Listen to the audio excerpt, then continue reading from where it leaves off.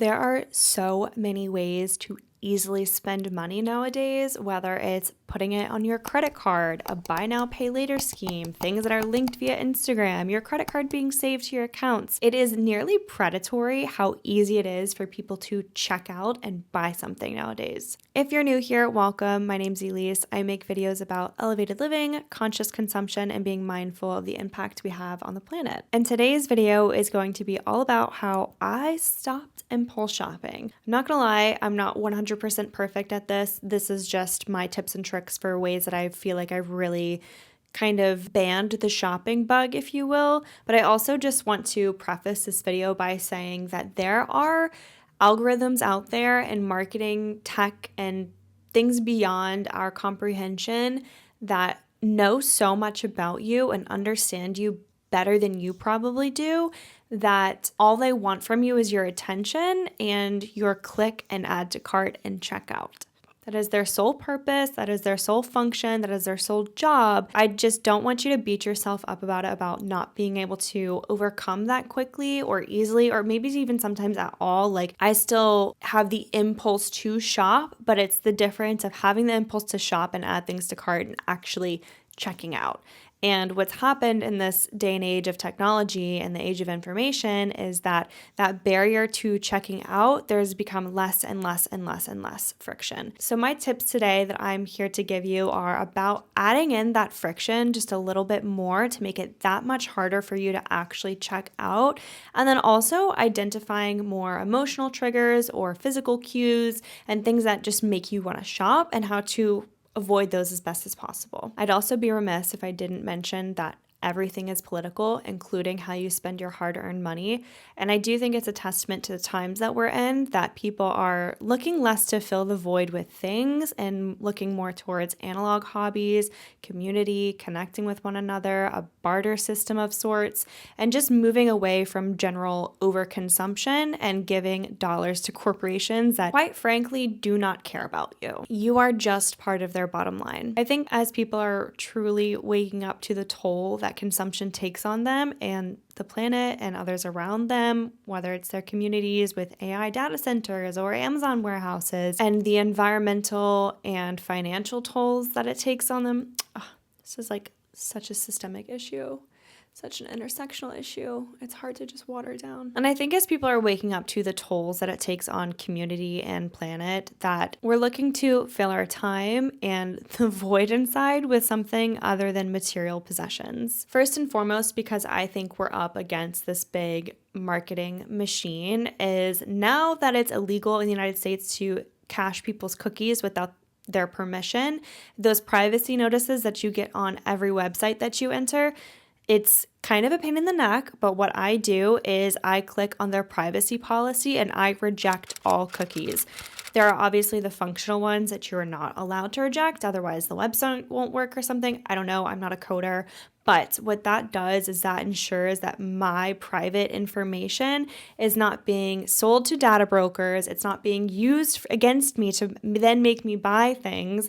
And it's also not just out there in the ether floating around this whole file of all of my data and all of my movement from site to site and my interests and my hobbies and things that I'm looking into and researching. All of that is kind of prevented from being extracted from me and then published out further onto the www. It does take, I don't know, maybe about 15 to 30 more seconds of your time, but it is so worth it because I've seen just a reduction of traffic and like banner ads and side ads and just even like the ads that roll before YouTube videos that are way less targeted, that I'm way less interested in, which is a good thing because then I'm not going to shop that product or click on that thing or look into it and even entertain buying whatever it is that's being marketed to me in the first place. There are a few websites where they make this incredibly difficult to opt out of, and then you have to do that literally every single time that you visit that website. So places like that, I've just stopped visiting their websites in general. Further into the digital landscape of things, I unsubscribe from any text or email promos whenever I see them pop up in my inbox or I get a message from someone. I always text them back, STOP, stop. And I really only sign up for emails or texts if I know I'm looking to buy from somewhere in the first place and they give me like a 10% or 15%. Granted, it's not huge, but if it's somewhere you were planning to shop anyway, and when you visited, they offered you a promo, you'd be silly not to take it. That's if and only if you were already going to check out and buy something. I tend to avoid just putting in my email or just putting in my phone number because maybe I'm going to see something that I like and it's a little bit enticing to have like 15% off in my back pocket. Don't do that in the first place, but also if you did sign up and you did check out and you bought something, what I like to do is unsubscribe from all of those email lists, because what they do with your email or even your phone number is if you had something sitting in your cart and you didn't check out, they are then going to email you about that thing until you eventually go on the website and take it out of your cart, or go into the website and probably more likely is check out and buy whatever product it is that they are really pushing for you to buy. I find that email and promo lists can be helpful if you're using them to your advantage, but if you're just on this list, you're just going to get spammed with sales and promos and discounts and, hey, you forgot this in your cart. Are you still checking us out? Those little messages that just kind of like chip and chip away a little bit more each time you get one. Just unsubscribe. This next one is huge and something you can do right now as I'm telling you about it, and that is unsave all of your credit cards, whether it's saved to your web browser or specific websites like Amazon or somewhere that you shop often, or even just having it in your Apple Wallet. Take it out, delete it, have it only be physical. It will maybe get to a point where you have your credit card numbers memorized, but at least in that instance, you've taken the initiative or you've taken the work it takes to memorize those numbers. Removing all of your digitally saved information just again increases that friction to where you're going to have to physically get up, go find your wallet in your purse or wherever it's sitting, take out your card, punch in all the numbers, and then check out. That might give you some time from when you're sitting down on the couch thinking, do I really want to get up and go get my wallet, get my credit card? The answer is probably not. And if it's not so easy for you to check out or you're so motivated to just buy the thing, it's going to stop you in your tracks and really make you think like, do I want this right now? Do I need this right now? Am I going to check out right this second? If the answer is no, and you're like, well, it's not even worth me getting up and getting my wallet. Do I really want it that bad, or do I need it in the first place? It just gives you that space to think about it before it's just an instant checkout, getting it shipped in the next 5 days. Just delete it from everywhere that you have your card saved. When it asks you, do you want to save this card in your browser? Say no. It just makes it so much easier for you to resist. This is another big hitter when it comes to the digital landscape and social media. I try to limit my screen time. There are so many added benefits to lowered screen time, but in the case of finance and social media, it comes to getting yourself out of the comparison trap. Typically on social media, not only are we met with a ton of ads, but we're met with a lot of influencers or lifestyle content creators, people who just have something that could be aspirational or that you kind of want for yourself, or it's, wow, they have a really cute outfit, where are those boots from? If you aren't exposed to that as much and you aren't witnessing so much comparison of like, they have that, that makes me feel bad that I don't have that, I want to have that so I feel as good or better than them.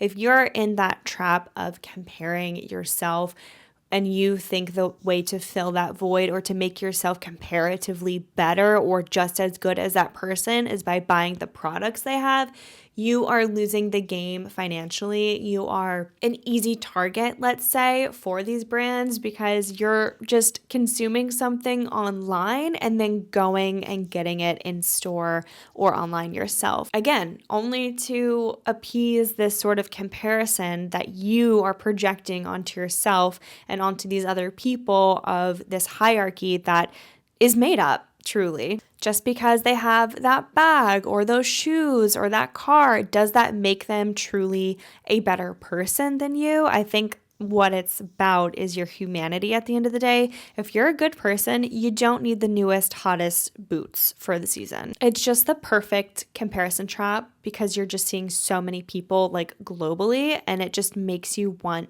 more. And the best way to not be exposed to that is to just in general, just lower your screen time, or maybe just unfollow influencers or content creators and only use social media as a tool to keep in touch with people from your hometown or from school, and kind of the way it was intended to be used before people could make a living off of social media, and just really pare down your consumption if lowering screen time for you isn't really an option. I'm just gonna throw this one in here really quickly. One of the things that really helped me stop impulse purchasing is turning 25. I know that's crazy, but when my frontal lobe closed, I felt it. I felt way less emotional and way less like, oh my God, I need that thing. If it was just something that was cute, yeah, if you just wait, it will happen to you too. And I'm like so grateful it did. I feel way more in control of my finances and my needs, and just like meeting my needs first and then saving up enough for things that I want, not like fully restricting, but just also not having to give in to those impulses every time I have one. It's pretty life-changing. I highly recommend turning 25. I also budget. That is no surprise to anyone. I have a wallet hub on my phone, which is super easy to track all my transactions. I'll leave my link down below in case you're interested in signing up. But what a budget does is just kind of gives you a framework for like, you want this thing, look at your budget. Can you afford it? Yes or no? And rinse and repeat every time you want to buy something. Eventually, maybe you have like a trip you're saving up for and your budget is a little bit tighter, so you're not allowed to purchase as freely or as impulsively as maybe you would have if, let's say, you didn't have a trip coming up.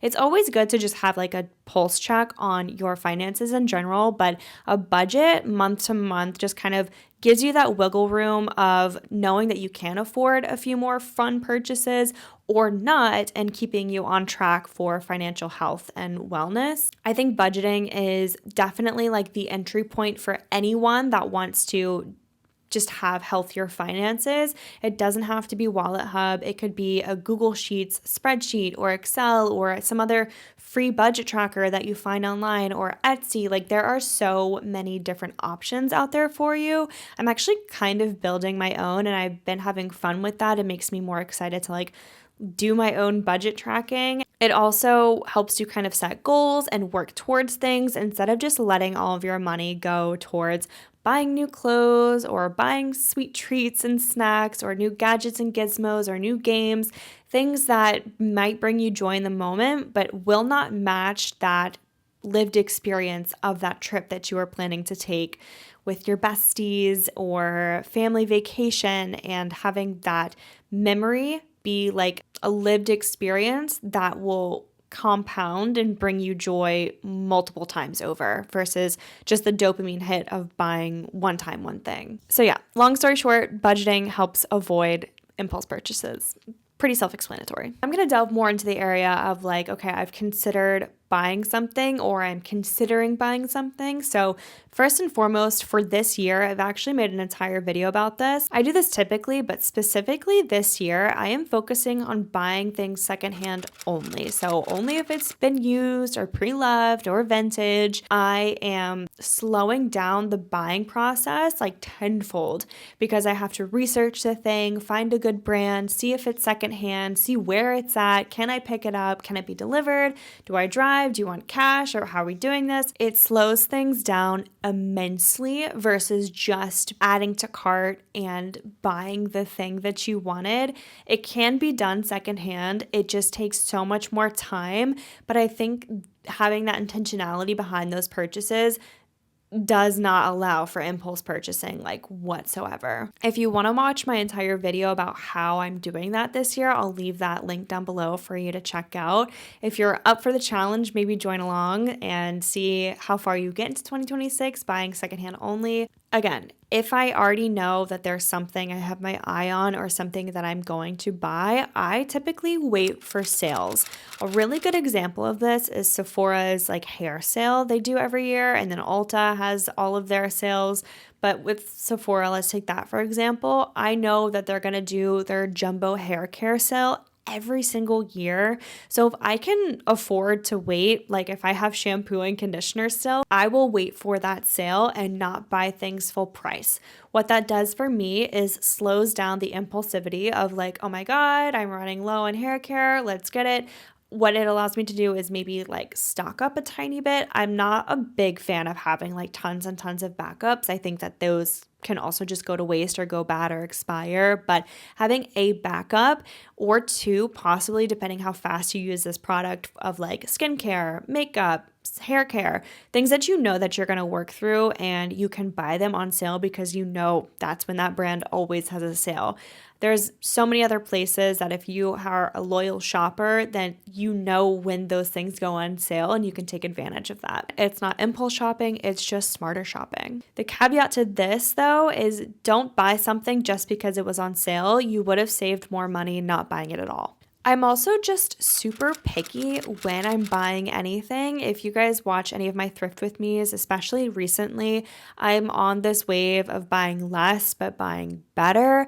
I won't invite anything into my closet anymore that's not 100% natural materials. Just being picky in general about not having just crap quality things in my life. Like if I want the nice high quality thing, that's going to be me saving for it and me putting the intention behind it and the effort to afford it versus just buying the thing that's like second or third tier that's like a dupe of it and it's going to break in the next few months or years of me using it or wearing it or whatever the case may be. This is just kind of like I'm super picky and I live by buy it nice or buy it twice. I'll even give you a recent example. I bought a freaking ice cube tray, right? $2 from Walmart thinking it's an ice cube tray.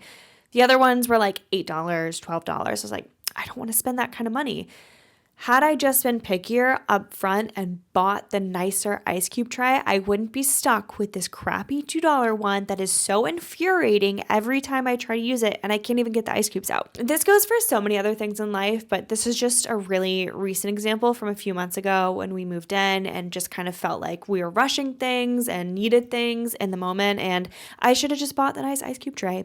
You know, just be pickier, choose better. Another tip of if there's something I know I'm going to buy or I feel like I really, really want it, what I do is I give myself a 3-day waiting period before I even purchase the thing. So that not only indicates if I really, truly want it, if I don't forget about it after 72 hours, I'm pretty sure I want the thing. Is that 3 days? So if I'm still really, really wanting this thing after 72 hours, then okay.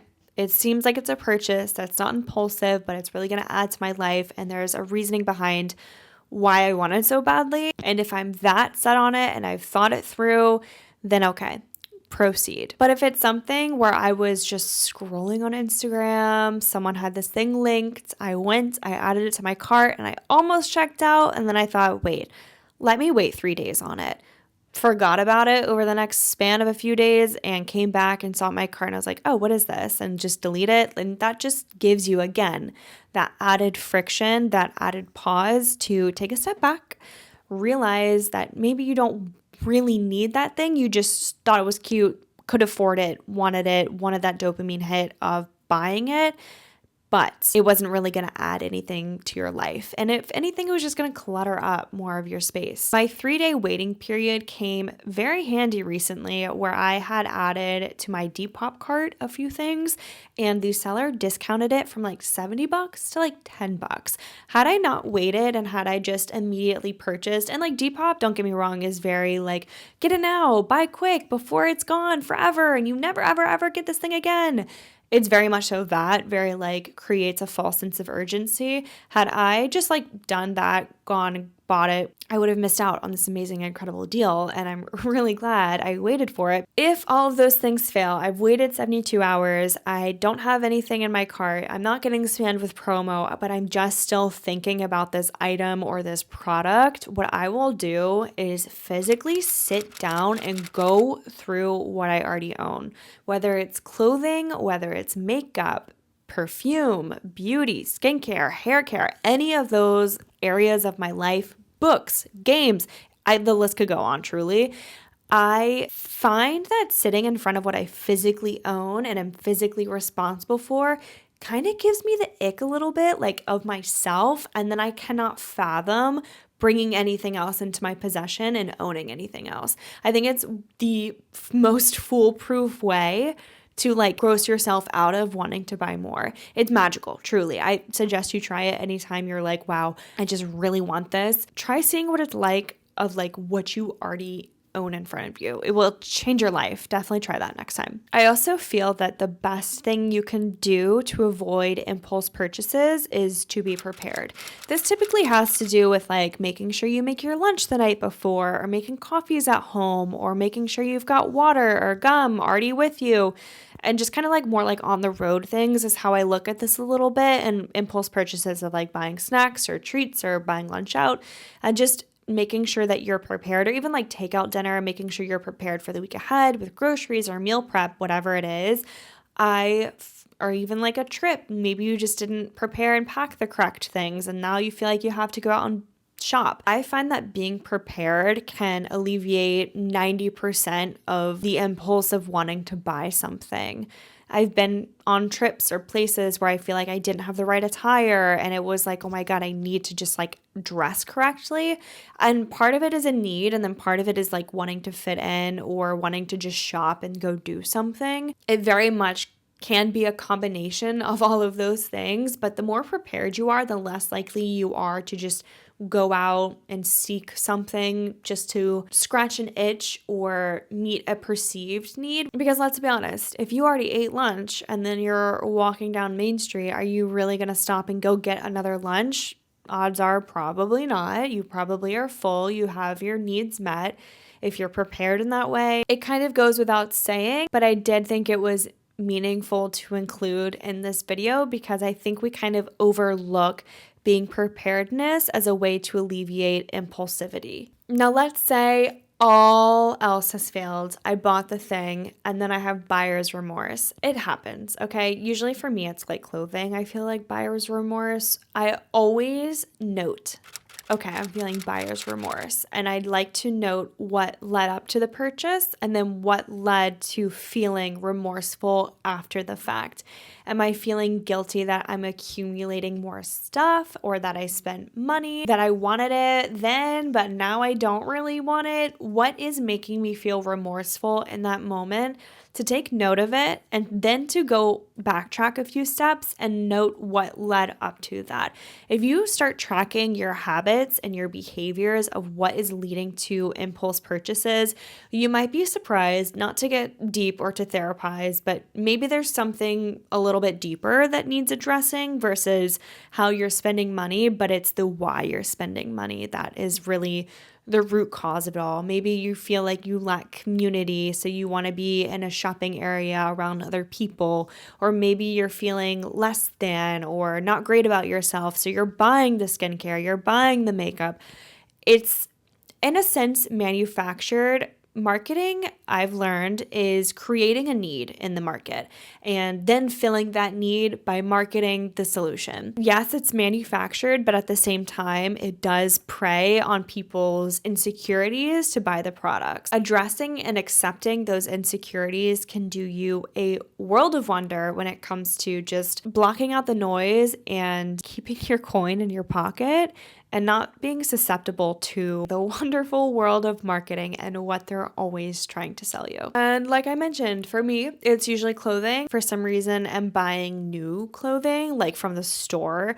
I feel immensely guilty about that just because of the fact that we have enough clothing to clothe the next 6 generations. It makes me feel extremely guilty. Or if I bought something really trendy, secondhand or firsthand or whatever, I feel guilty that I know that this thing isn't going to have longevity in my closet and it's not necessarily timeless because, again, I really try to approach everything in my life, especially this year, with more intentionality than ever before. And I just don't have the mental space or the physical space to be bringing in things that don't bring me joy or aren't long lasting or high quality. Those are all the ways that I've been able to stop impulse shopping and save so much money. I also, again, want to acknowledge that these are very difficult times. The cost of living is insane, from energy to groceries to housing. None of this is normal or has felt normal for a very long time. It only feels like it's getting more and more out of control. But what is in your control is where you're spending money and who it's going to. Think about spending money within your community and supporting your neighbors and supporting local. It's actually a middle of a snowstorm right now, which is not typical outside of the Arctic. That's a whole nother thing. This video is probably going to come out way after, but I hope everyone's safe, healthy, happy, warm. If you found this video helpful at all, go ahead and leave a like down below. It really helps me know that you like these kinds of videos. There's also going to be one at the end of this one that the algorithm is going to recommend just for you. So stick around, see what it is. I really, really hope to see you in my next video. Think about subscribing. I'll catch you in my next video. Until then, don't forget to be kind to yourself, others, and the planet. Bye.